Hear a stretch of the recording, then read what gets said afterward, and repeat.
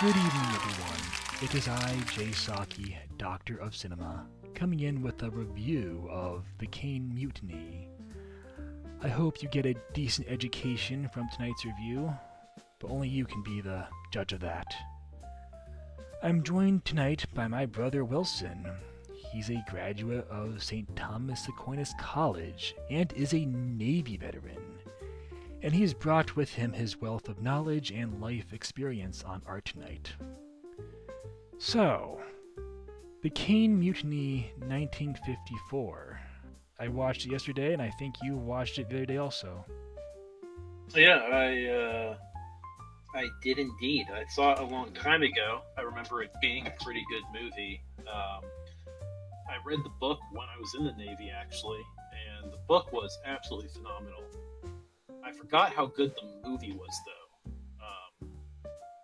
All things considered, I thought it was a good adaptation. Of course, the book was like 400 something pages. The Caine Mutiny was just kind of a small part of what happens in the entire book, but was really, I think, core and central to the themes. But yeah, it was really nice seeing the movie again, and surprisingly, um, I don't quite know how you interact with older movies, but more often than not, there's movies that I feel like I remember being good, but I'm not even going to say they don't age well. I'm going to say that I'm kind of more of a creature of the present age, Certainly. and a lot of the ways they do movies make me not really enjoy them as much. I even say like my favorite. Some of the movies I really think you can tell are phenomenal movies are when they're old and they're completely watchable. No I think disagreement. I Um, think Double Indemnity is one of those. I think Sunset Boulevard. I think there's a okay. few great old movies you watch them, you really enjoy them. This movie actually hit me that way. I could tell some of the things in it, like music or scoring, where I'm like, yeah, that's kind of a product of the old days. We will get to But that. okay, but from the moment I started watching it, I forgot how good this movie was. I probably enjoy it more as an adult than I did as a kid. Okay, so let's restart a little bit because we're getting ahead of ourselves. What is the. So basically, there's the original novel published in 1952, and it was liked so much it was actually turned into a stage play in 1953, and then it became a film in 1954. So let's just quickly go over because we know the movie. I'm sure most people know the movie, but I don't know. There might be some younger people out there who don't know this film well. So, uh, what's this film about? How would you? It's, I mean, the way I would put it is, I thought the film actually did a good job at this too, and kind of follows the book. That the main character is actually a young ensign, which is like the most junior officer you can Okay, be in. okay. Let me cut you short there a second. You're making it too hard. Okay, I'll sum up what I say the movie is about for people who don't know. This movie is the ultimate story that's about the clash of high-ranking officer versus his subordinates. For you younger people who might know Band of Brothers, you got the drill sergeant Strobel and his men beneath him, and Strobel's this really harsh officer, and he has his men under him who hate him. And you're like, oh, but is Strobel just doing his job, or isn't he? The clash of is the officer going too hard, or is his men being mutinous? And this is essentially that story on the high seas in the Navy during World War II. This has kind of been done before, but this is sort of the quintessential story of the lower officers versus the commanding officer. I feel like it's a little bit more than that, though. I feel like it's the seriousness of challenging authority and the whole situation the movie is sets up so that there is a legal situation under which one theoretically could, just it's never been used before. And the question is, if someone at some point, for the welfare of the people or for trying to prevent loss of life or property, has to stand up against the commanding officer, it's like, where would that happen? under what circumstances, and how serious would that be? Like, how serious do you treat such a thing? Because some people might think there'd be a pretty clear line, oh yeah, a higher authority can command you to do X, Y, and Z unless this situation happens, and then, you can disobey them or relieve them of their command. I think the movie deals with the complexities of how serious it is when you have a rigid chain of command, and you can't have a military unless you do have a rigid chain of command. How serious is it to question authority, even when it's a bad authority? Okay, so once again, we keep getting too far ahead of ourselves. All good points. So also, oh yeah, everyone, this is a World War II film, all right? Well, made after World War II, but it is set during World War II. And some of the basic premise is you got a ship, you got the crewmen. I think the main characters are what you call the executive officers, right? Yeah, the executive officer he's not the, well, I would say the ensign's the main character, yeah, but the executive officer is the second command. Yeah, you have one character who kind of leads you into the story, but then you meet the other characters. But basically, they have a ship, it's a little bit run down, then they get a new captain, Captain Queeg, played by Humphrey Bogart, who's very, by the book, very hardcore. And it's like, okay, he's just a new hardcore captain and is a harsh disciplinarian. But then, is he taking things too far? Is he too obsessive? And obviously back at, Navy headquarters, they're probably like, oh, Captain Queeg, he's a decorated war hero, He has an unblemished record, so he can never be wrong. But on the ship, it's like, oh my gosh, this is a really toxic environment. Get rid of this guy somehow. Yeah, and here's what I've discovered, because I used to think this was the only movie that tackled this subject. There are other movies that are actually about the same thing, but I would say the Caine Mutiny is the best of all those stories. I'm pretty sure, I know Horatio Hornblower, at least the BBC show, had an episode that involved a crazy captain with an unblemished record who you couldn't question, who has to clash with Horatio Hornblower. And I know there are movies like 12 O'Clock High and Paths of Glory that have a similar thing. But with Caine Mutiny, it kind of definitely goes into who's right and who's wrong. Is the captain just trying to be a good captain? Is the crew just, being unreasonable? Leads into probably the captain's a bad captain, but, you start to see both sides. Yeah, this film really does hold up, because what you were saying before about, older movies, oh, is it a classic where people just can't, go near it or can't criticize it, or it's like, oh, it's good, but, in its time, yawn. But upon, I rewatched it yesterday, and I'm like, whenever I started to rewatch it, I had, my phone handy, so I don't know, I could text people or something. I found myself, if it was a bad movie or a boring movie, I'd put my phone down. I would be on my phone the whole time, but no, I found myself, putting my phone away because I wanted to watch it. It's very engrossed. Right. I was somewhat similar. Very often, I'll have multiple forms of media playing at the same time. If I'm just trying to watch something to inform myself on it, but this was something where I had to stop everything else I was doing, and I actually wanted to watch scene by scene, very beginning. Yes. I all of a sudden found, it surprised me. Movie from the 1950s. Like I said, I'm more of a product of the current age with my taste in art. But very early on, I realized I wanted to pay attention to the movie. I was enjoying the movie. I was gripped by the movie. Yeah. So yeah, I totally agree with that. Yep, very well shot. Also. Yeah. So one little thing I appreciated was even there's scenes with the U.S. destroyers shelling an island.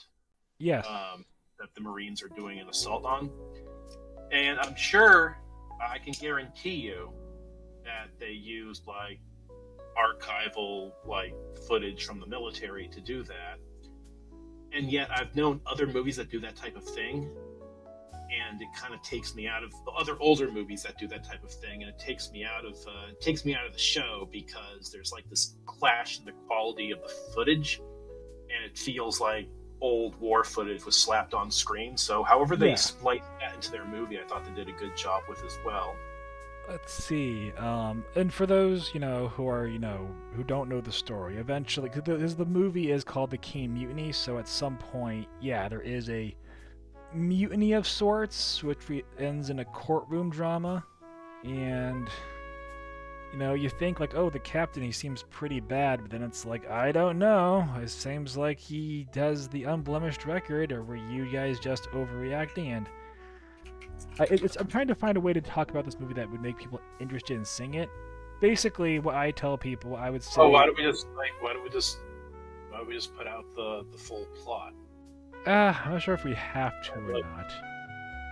Okay, I mean, I don't know. It's pretty central to the movie. So I mean, go ahead if you want to bring up some plot points. At the center of the movie is this article in the Uniform Code of Military Justice, which is essentially the military's law book, which allows the second in command of a ship to relieve his captain of duty. Now, a captain of a ship is essentially a god on board his ship. He can do, like, within the law, he wields tremendous power. He can relieve people. He can he can't court-martial people, but he can do what's called the captain's mast, which means he can do all kinds of disciplinary things. He can throw people out of the Navy. Like, a captain has to be extraordinarily powerful on board his ship so that people listen to him in times of crisis. And what the movie deals with, the Caine Mutiny, is there's a special legal precedent under the UCMJ for the second in command to actually relieve the captain.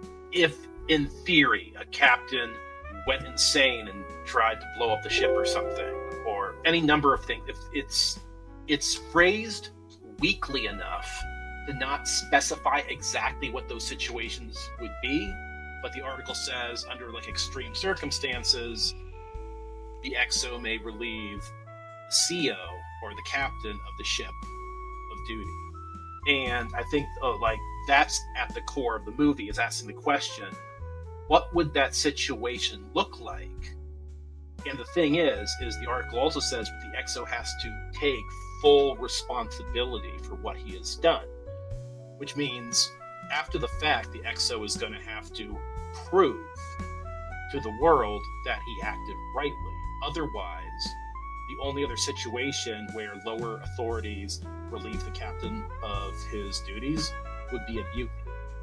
So essentially, legally, an XO is allowed to relieve his captain of duty, but he's going to have to prove that it was right and just for him to do so. Otherwise, it is a mutiny, which is, you get executed for that. Right. So that's what's at the center of the movie, is let's bring up a situation and let's see how it gets prosecuted in court. Right, and that's definitely how that's the kind of thing that you think about a lot more because you are formerly Navy. For me, I just saw it as a story of who's right, the authority or the subordinates. So when I first, I think, watched this movie all the way through, I'd seen parts of it when I was really little, but then I sat down and watched the whole thing all the way through in my early 20s at a time when I was having a rough time with the boss. And when I first watched it, I was like, I saw myself in the executive officers. I'm like, okay, Captain Queeg is evil and horrible and could not be more wrong. And someone pointed out to me, like, well, was he though? Because, the crew kind of isolated him a bit. He was kind of in this harsh, lonely position. And I was like, what? What are you talking about? Captain Queeg is just terrible. But then as I kind of went through life and maybe even meddled in minor leadership roles and became disliked, I, rewatched the movie back in like the spring, and I kind of saw the reverse story, like, oh, okay, yeah, the captain's wrong, but it's also because he, got a bit isolated by the lower execs and was kind of driven into paranoia. And it's like, yeah, his job's not so easy. Maybe if everyone reached out to him a little bit or something, but, he got isolated, which kind of results in him going nuts under a high-stress situation. And it's kind of like maybe everyone's wrong. So as a kid, when I was younger, I saw it one way. As an adult, when I was younger, I totally sympathized with the crew. The crew was completely in the right.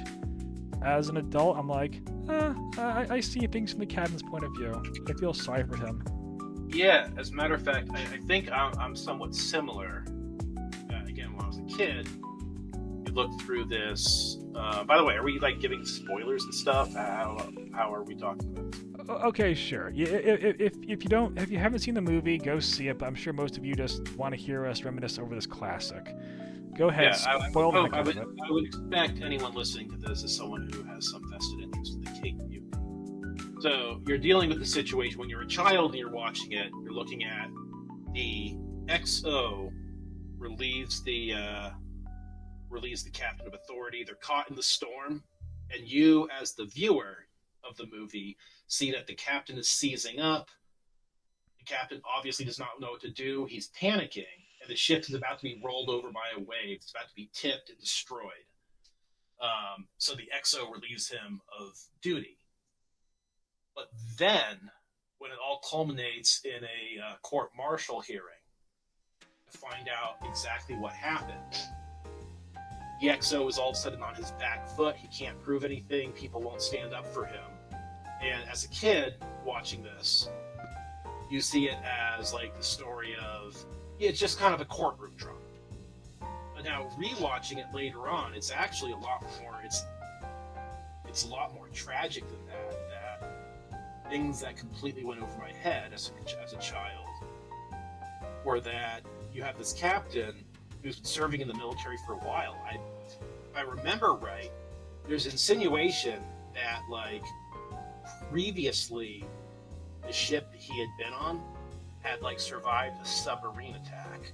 Certainly, he's seen combat. Yeah, it's like he had seen combat, right?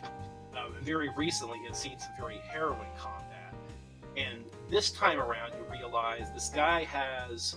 I don't know if they called it PTSD back then, but the guy is mentally like unwell as a result of what he's lived through.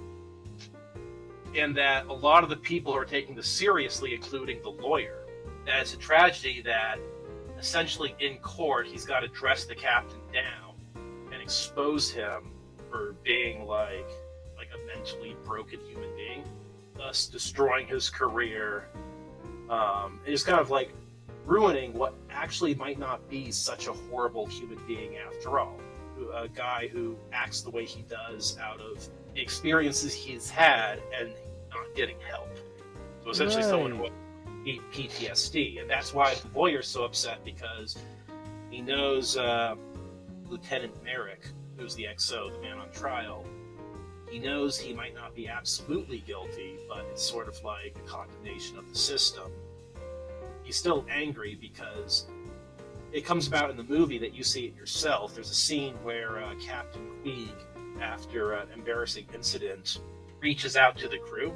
Yes. And reflecting back on it, you see it in a new light that this is someone who actually does need help, and it's kind of making it kind of cry for help, or at the very least, asking for his officers to come to help him out a bit more, be more understanding, including like give your advice, give me some feedback, but don't do it as an enemy. Do it as my, if not my friend, do it as my officers who respect my authority, kind of thing. And all the officers kind of shut him out. None of them say anything.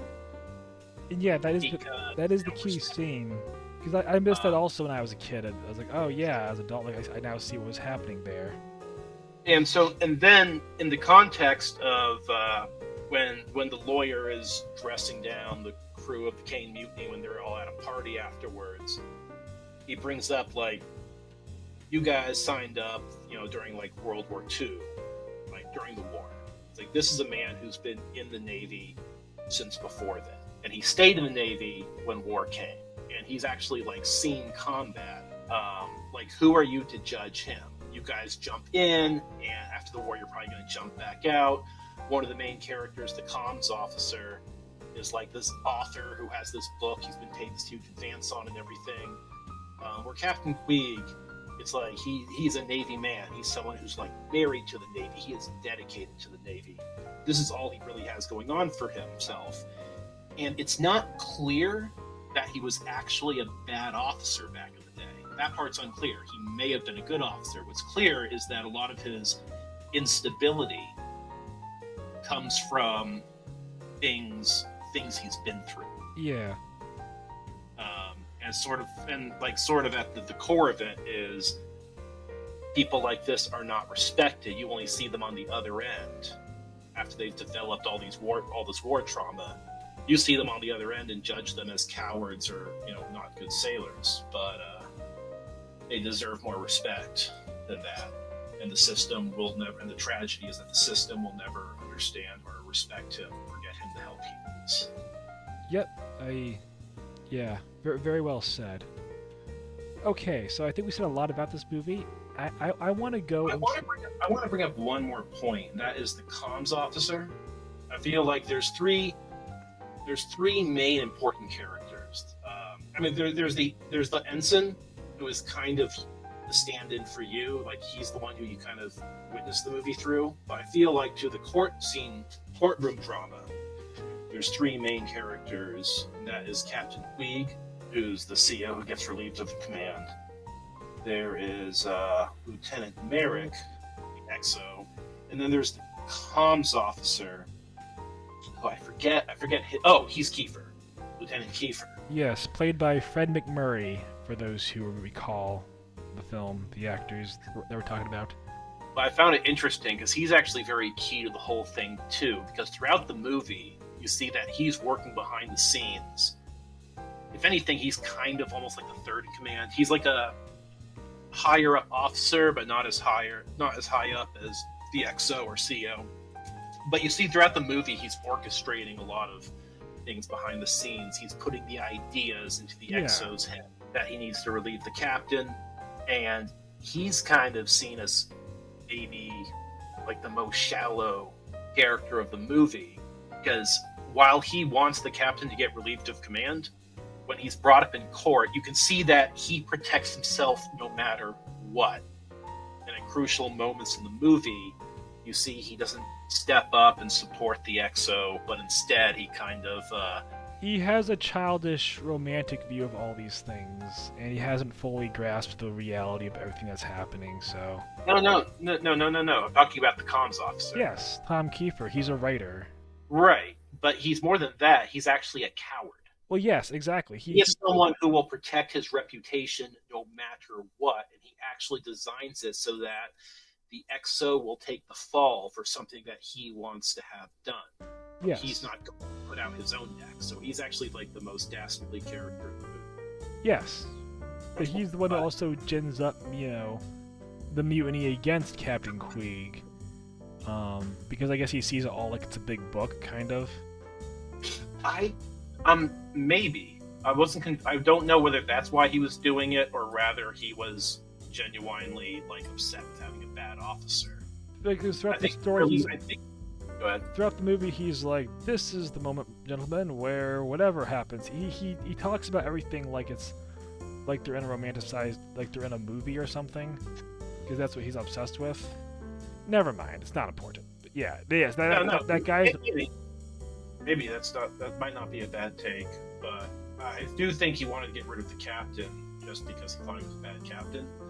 But I'm saying the point is that if there was a real coward in the movie, it would be Lieutenant Kiefer. Yes. But anyways, I wanted to talk about some criticisms of the movie, okay? All right. So this is where, people will often insist that it's an older film, it's in its time, you can't criticize it, just how they did things, and I disagree.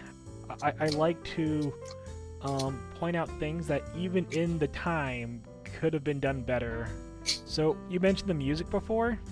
Yeah. So one of my big criticisms of older movies that for a long time you can say is in the time is when the tacky older music, specifically anytime a movie cuts to like, I've said like they cut to France or something and you hear the French national anthem kick in, it's like, oh gosh, Casablanca does that, but it's like, okay, whatever. They're still figuring out movies, so that's more forgivable. With this movie, they keep constantly like playing like a Navy tune, like what is that? For the sea, let's go, man. It's always like, oh gosh, they had to do that. And then whenever they're doing that, when they are covering the Marine landing, you hear like the Marine national anthem. It's like ba da bam bam bam bam bam ba dam ba da dan da da dan da. Right. They play Anchor's Way with the Navy guys. Yes, and you can like smack yourself in the head. Now, to anyone who says, "Well, that's just how they would have done it back then," no, okay, because I can point to 2 other films in the same genre that did not do that. There's, like I said, what I said before is there's a bunch of movies that have a similar theme of officer versus crewman. 2 of those movies are 12 O'Clock High from 1949, starring Gregory Peck. And that's where Gregory Peck is the harsh commander of army bombers, and he has to come in and be harsh and get the men together so they can go out on their bombing raids to bomb German positions and what have you. And he's like harsh and ruthless, but it's all about how it's like, hey, there's a point to what he's doing. And I actually like kind of skimmed through that movie a few hours back before doing this, and that movie didn't cut to tacky army anthem music or anything. If anything, the music in that movie was a bit like somber, if anything, or the music was non-existent. Then you have the movie Paths of Glory by the veritable Stanley Kubrick, which came out in 1957, and in that movie, the music was also more somber or non-existent. Or if it did, Paths of Glory is about French soldiers during World War I, so there's probably less of an excuse for tacky music. It may have had the French national anthem, but if it did, it was in a somber, low-beat tone or something. So those are similar films that did not mess up their music. That being said, The Caine Mutiny is the best movie of those 3 movies. But right. You're just pointing out that maybe the music was not one of its strong points. Correct. That's all I wanted to say about that. Also, okay. The ensign character who leads us into the story. His love story with his fiancée. Was it just me, or was it completely pointless? So, I'm a little bit conflicted on that one, because that's actually very relevant to the book, which is actually about him and his experience in the Navy. Like, again, the ensign is the central character to the book. And in the movie, like, you're still getting very largely his point of view. And I actually think he's an important character in the movie because it's like he's an ensign, so he's inexperienced. Like, that's very important. Even like in the court scene when he's being questioned by the prosecution and everything. And there's that idea of, you know, the ensign doesn't necessarily know all the rules and regulations. What he knows is he's got a loyalty towards the executive officer, Merrick, and he resents Queeg. He resents Captain Queeg for being a bad captain. In other words, specifically, he thinks Queeg is a coward. So he's still an important character because he's sort of like the stand-in for the audience who's inexperienced in all these things and has to be brought to think a little bit more deeply. But I guess it's questionable when the whole central premise of the movie is the court-martial surrounding the incident where the captain gets relieved. I don't know. I guess maybe you could make it tighter. Okay, but... so here's my thing, my take. If I was making this movie, whenever I remember from the past, like, oh yeah, there's this thing where he has a fiancée who he keeps going back to see, and I was thinking there would probably be something like, you know, he's so tormented by Captain Queeg that he can't function normally when he's around her, and he's always someplace else, and she's like, what's wrong with you, or something like that. And maybe there would be some element of, like, what happens on the ship takes a toll on him when he's around his fiancée. But I didn't really see that getting played up at all. I just saw, oh yeah, he goes back to see his fiancée, and his mom doesn't approve or something. So, actually, I can tell you why I can tell you the angle they were going for. I can almost guarantee you they were going for. Forget about the rest of the movie. Just talk about the ensign. The ensign is this kind of carefree, Navy guy who like you get the idea he's had other girlfriends. He kind of like plays the scene, but he's also a real mama's boy. So he's got a lot of maturing to do. He's afraid to ever stand up against his mother. And so it's like he's afraid to commit to his girlfriend because, well, she's a nightclub singer or whatever. And he doesn't think his mom would approve. He's kind of an immature child in that way, which actually mirrors the fact that he's like an ensign, that he's at the lowest rung of Navy officer. And I think what you would say is because at the end of the movie, he doesn't care what his mother thinks, and he decides he's going to marry the girl and live happily ever after. Like his mom will get on board with it. And I think the idea is that his experiences throughout all of this help him to grow up and be an independent man. I'm not saying the movie did that well. I can almost guarantee you that's what the director was going for. Right. I definitely think he did not do it justice, though. I think that could have been conveyed better. For me, I was just like, I think the love story could have been cut pretty much, and you would not have lost something. If you wanted to make a movie where it's like, you know what, after all this is over, go and don't hesitate, marry that girl of your dreams, then do that. But I didn't get that punctuation from it, so. Okay. Another critique, but yeah. Otherwise, amazing movie. It deserves to be rewatched and remembered. Right, that's all for that. Good night, everyone.